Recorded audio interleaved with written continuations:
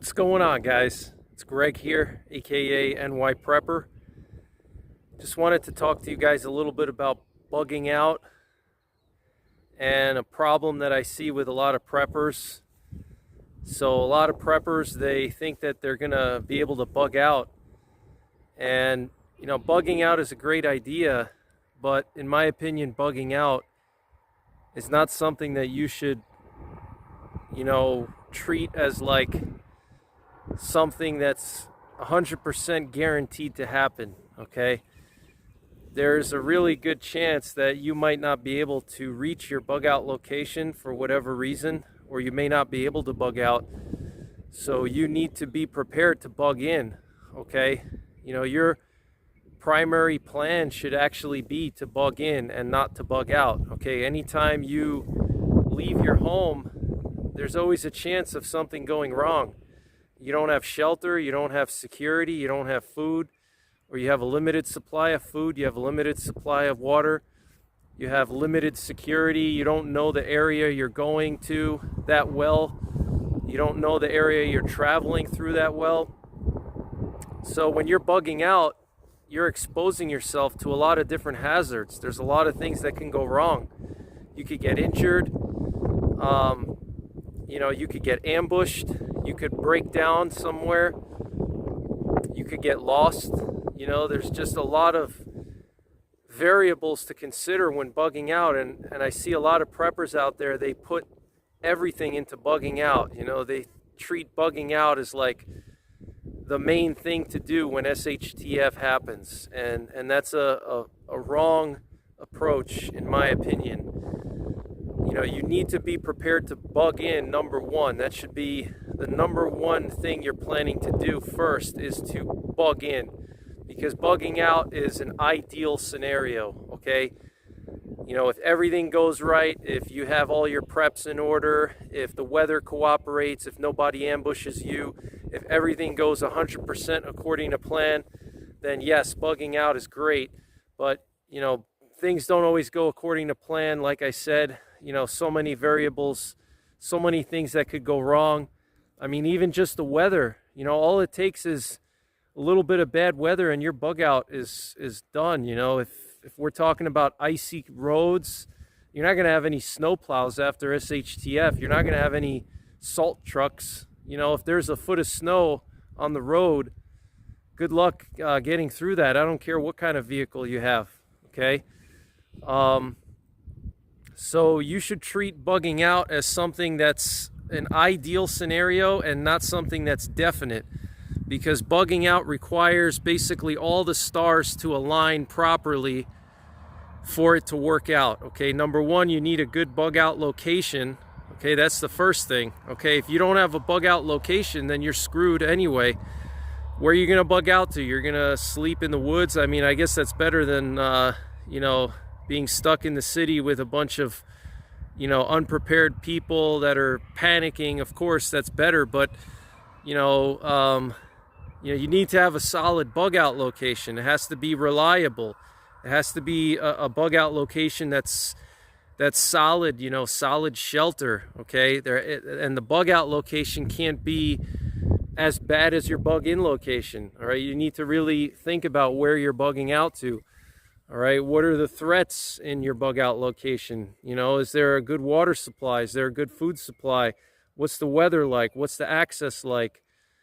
These things you need to consider, all right? Because it's great if you have a bug out location in the mountains, but how are you going to get to that bug out location? If it's 50 miles away and you have a cabin on the top of a mountain somewhere and it's December or January, are you realistically going to be able to get there?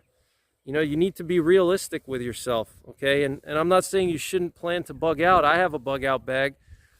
I have several bug out bags. I have half a dozen bug out bags, okay? And I plan to bug out too. I have my own bug out plans, but your primary plan should be to bug in my opinion. That's just my opinion, okay? There's no, science behind prepping. It's just a bunch of people with different ideas, okay? So don't take it as, gospel or anything. People have different ways of doing things. But, going with the bug in concept, how that should be your number one plan, you need to then think about, where are you going to live then? Where's your primary residence going to be? Because if your primary residence is in a dangerous area, then bugging in is bad. Okay, so you need to think about relocating to a safe location. Okay, if you live in a safe location, then you don't have to bug out. Okay, and I'm just being honest. I live in an area where I don't even have to bug out. I live in a rural area. I live hours away from any big city. And I planned it this way, okay? It took some sacrifices. I had to leave my hometown. I had to leave my home state. I had to do different things, but I did it, okay? Because I knew that it would be better for me, better for my family. So your number one thing should be bugging in. That should be your number one focus first, okay? Get your bug in plan squared away. And along with that, think about relocating to a better location. Okay, relocate to a place that is safe. Okay, far away from big cities. Far away from nuclear war targets. Far away from natural disasters like volcanoes, earthquakes, fault lines. Are you in Tornado Alley? Are you in hurricane prone areas? Are you in floodplain? Okay. You need to factor all these things in, and you need to strategically locate yourself, okay? Strategically locate yourself. And the area that I'm in, north central Pennsylvania, is one of the best. And I picked this area on purpose, okay? I did a lot of research. I looked at different parts of the country, and I had a few different options, and I settled on this one for various reasons. I'm not saying this is the best area in the country, but it's one of the better areas. And you need to research, what are the best areas for you. You have to think about these things, okay? You have to have a bug in plan first before you have a bug out plan. And you need to strategically relocate yourself, okay? That is the number one most important thing before having a bug out plan, because bugging out may not work, okay? And if bugging out doesn't work for whatever reason, you need to be prepared to bug in, all right? What if we have a nuclear war, okay? What if you have to shelter in your basement or somewhere nearby? You're not going to be able to bug out after a nuclear attack, okay? You're going to get radiation poisoning. You're not going to be able to throw your bug out bag on and go on foot 50 miles. The fallout is going to land on top of you and you're going to be screwed, okay? So have a bug in plan first before you have a bug out plan, and then you should obviously have a bug out plan, okay? I'm not saying you should not have a bug out plan, but like I said, there's a lot of variables, and you could even be the best survivalist, the best prepper. It doesn't matter, okay? We're all human beings. We all bleed. We all put our shoes on one foot at a time. It doesn't matter what your skills are, what your experience is. All it takes is for you to get bit by one rattlesnake. Here in Pennsylvania, the area where I live and across Pennsylvania, there's so many rattlesnakes. If I were to bug out in the summertime, all it would take is for me to step in the wrong place. And believe me, it's very easy. There's a lot of them here. And I get bit by that rattlesnake, and there goes my bug out plan. Okay? That's it. I'm done. And, good luck getting to a hospital. Good luck getting anti-venom after SHTF, all right?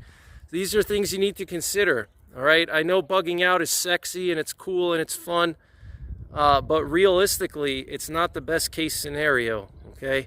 And even if you don't live in an area with rattlesnakes, what if you get bit by some kind of wasp or something and you have an allergic reaction and you're bugging out, you're 20 to 30 miles away from your home, you're screwed. What if there's a foot of snow on the ground? Have you ever tried hiking 20, 30, 40, 50 miles with snowshoes and a foot or two of snow in sub-freezing conditions? Being out there for days exposed to the elements? I'm not saying it can't be done. It can be done. It's just very risky, and it's really a best case scenario. And if you have a family, it's not just you that you need to think about. You need to think about your kids, your wife, You know, and as far as bugging in goes, you know, you should be very familiar with your area. You know, you should know where your local water sources are. You know, where can you get water? Where are the streams nearby? Where are the ponds? Where are the rivers? Can you collect rainwater? You know, you should identify areas that you can use to overwatch your house and your neighborhood. You know, you should know your area really well, and you should identify all these critical resources that are within, let's say, 5 miles of your primary residence, okay? You should know where all these critical resources are, all right?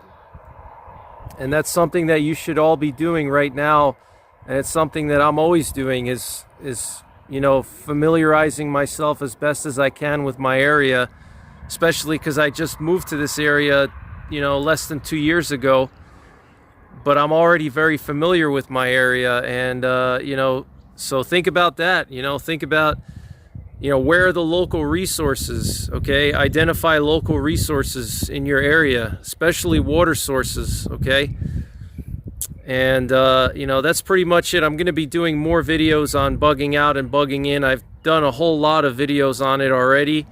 I've done in-depth videos on selecting a bug out location when my channel was a lot smaller. So if you go into my playlists and you go into my bugging out and bugging in playlist, I've done a whole bunch of videos on this topic. So if you want to get more detailed, check out that playlist. But you know, your plan A should be bugging in. Your last resort should be bugging out. And you need to think about strategic relocation, living in a safe area to begin with so you don't have to bug out. And then, you know, once you've settled on the area you want to live, then you want to familiarize yourself with the resources in the area, okay? And I'm not trying to be negative or, you know, minimize the importance of bugging out. Bugging out is very important, but you should not treat it as your plan A. Okay, bugging out should be your plan B, not your plan A. Your plan A should be bugging in. All right, so that's just my 2 cents. Take it for what it's worth. Take care, God bless, and don't forget the 3 P's: prepare, practice, and persevere.